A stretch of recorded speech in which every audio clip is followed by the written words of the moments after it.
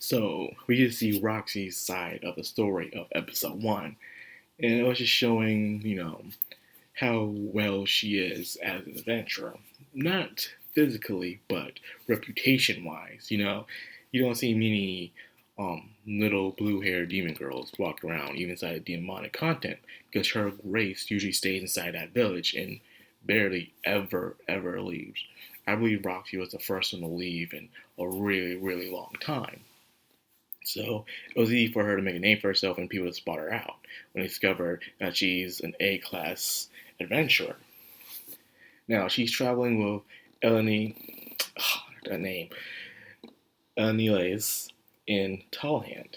Now they usually work for Paul and Zeph and their group, which was actually an S-class adventure group. So they were actually cream of the crop. They were really good at what they did.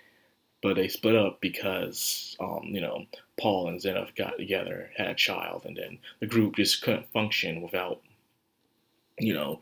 those two, surprisingly.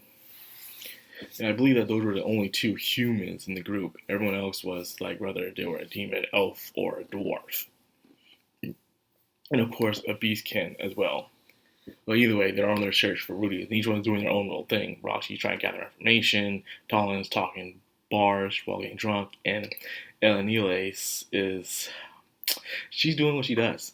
And despite what you guys think, she's the only one that had a good excuse of doing what she does.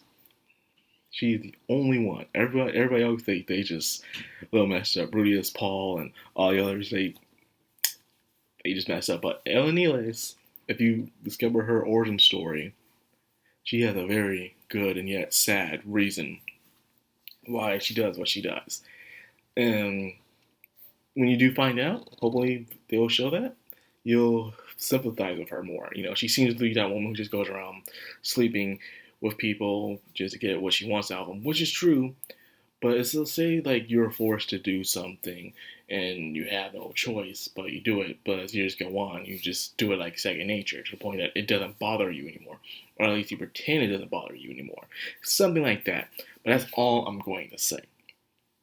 All I'll say is that Elise is actually one of my favorite characters within the series. Surprisingly, I know, right? Her of all people.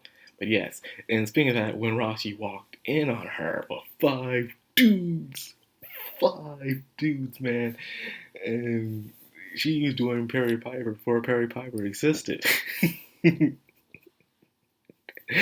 Man, anyways, I'm sorry, I can't get over that. She's walking. What also was supposed to happen, which they took out, was remember that episode with Paul and Zenith, and Roxy was watching them, and you know what Roxy was doing. That was what actually was supposed to happen, and she was supposed to get closer to her hand. She was about to do it. She's like, not right now. Now's not the time to be doing that, despite how much you want to. So everyone in this series is just, they just. So anyways, but instead she blasted the wall, freaking out and having to pay for the repairs and off somewhere else to find more clues. Now they're looking for Lilia and Aisha because they believe someone like Paul and Zeno, who are S-class adventurers, can take care of themselves. And Paul is probably with Norm and Zeno and stuff, so that would take care of the ones who can't really fight, which is Aisha and Lilia. Now, finally, we get to go on with Rudia's part and their plan of being smugglers. The thing on the ship was just, Rudia's his constant over hyper imagination of what he was hoping to happen, but instead, Eric's getting seasick, and then, of course, he does his business, going to the bathroom, comes back, and she was like, "You smell funny." You smell funny. But the episode was it's just full of so much comedic sequences and stuff. Just like, what do you do for the past couple minutes? Gotta go to the bathroom. You've been in the bathroom for a very long time, Rudius. Did you rock the boat? Anyways, I'm sorry, guys. I just can't stop laughing. It was just the way they executed that scene was just nice. Now, finally, they as to the next stage of the plan, getting Richard out of the area while he's pretending to be a hostage. Now, I love how they show the scenery, how much we usually have a kidnapping, human trafficking situation in anime. You just see the girls, just the people in the cage, just tied up and looking miserable. But instead, they show how heartless these people truly are, and they exist in real life. This stuff happens right now as we speak. And it's like they're just sitting there playing cards, getting drunk, not caring, like it's an everyday Monday, a daily grind. And you see them just killing a child just because they're crying out for help. Just kill them. Sometimes they torture them to get them to stay quiet.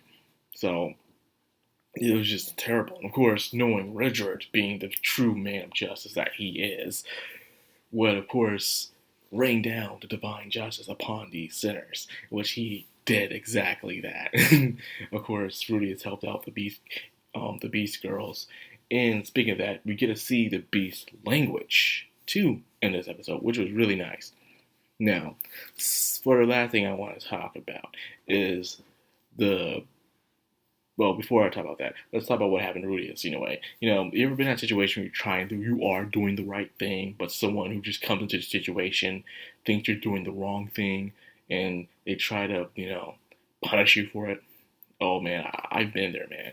You've been in the right place but at the wrong time, where it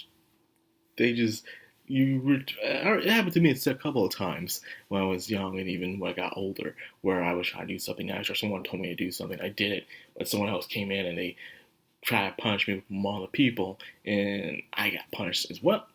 It really sucks in a way. Luckily, I got cleared up of that, but still, it sucks. It really does. And it can happen any moment, you don't have to know the people, it just happens, But anyway, it makes you feel cautious sometimes, very cautious. Now, the last thing I want to talk about is the beast, the sacred beast that Rudius escaped and he was just fawning over because, it's such a fluffy animal. What are you supposed to do, man? It's a fluffy animal. Well, anyways, it seems that this beast, the sacred beast, the doggy, is very important. Very, very important to the future of the series. Not just the future of the series, beyond the future of the series itself. It's how important this beast is. And it's something that a lot of people, I don't want to get discussion of, but a lot of people are kind of upset, who are fans of the story, are kind of upset about.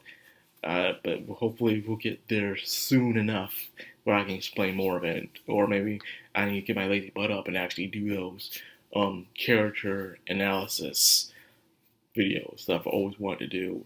I think after the series and the season ends, I'll do character analysis videos on characters so far. But other than that, that is it. Very funny, hilarious episode, well paced, and we'll see what happens next. It's left out on a cliffhanger, so let's see what happens next. So anyway, if you enjoyed the video, like, comment, subscribe, and of course hit that bell icon. This has been the Madcrownxox on Anime, signing out.